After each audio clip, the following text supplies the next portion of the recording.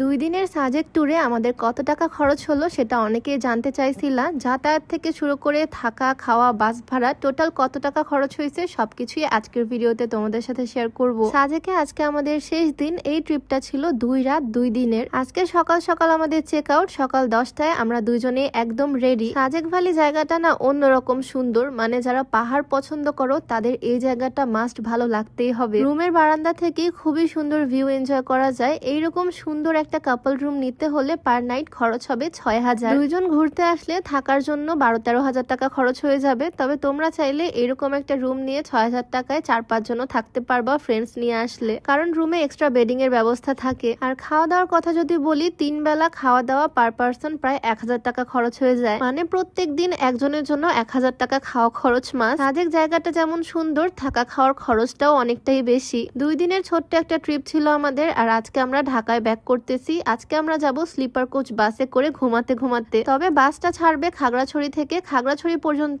আমরা এই সিএনজিতে যাব।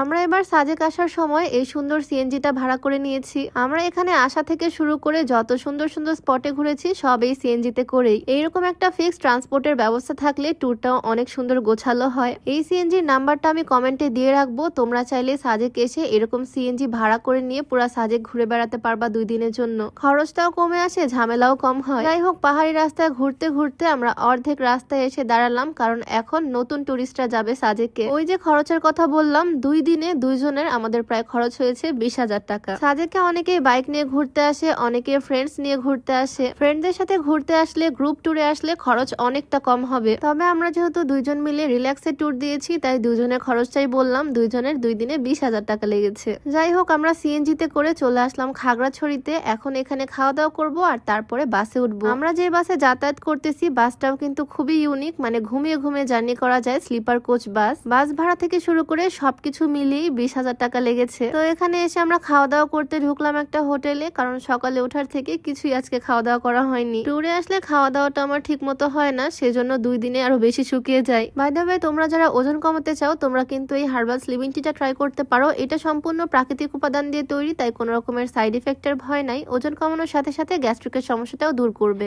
এটা তোমরা বিউটি বাই লিম পেজ থেকে পেয়ে যাবা। পেজটা আমার ডেসক্রিপশনে মেনশন করে দেওয়া থাকবে, হোয়াটসঅ্যাপ নাম্বারটাও স্ক্রিনে দিয়ে দেওয়া থাকবে। যাই হোক, এখান থেকে খাওয়া দাওয়া করে এখন আমরা যাব বাস স্টপে বাসে ওঠার জন্য। 2 দিন আমরা এই সিএনজিতেই ঘুরে বেড়াইছি। এখন যেহেতু অনেক রোদ, তাই সিএনজির উপরে ছাদ দিয়ে দিয়েছে। ছাদটা খোলা থাকলে সিএনজিতে করে পাহাড়ের রাস্তায় ঘুরতে আরো বেশি ভালো লাগে। আমি সাজেস্ট করব সাজেক আসলে তোমরা এরকম একটা প্রাইভেট সিএনজি নিয়ে নিতে পারো 2-3 দিনের জন্য, তাহলে ঘুরে বেড়ানো অনেক সহজ হবে। আজকে আমাদের খাগড়াছড়িতে ঘুরে বেড়ানোর কথা ছিল। খাগড়াছড়ির সুন্দর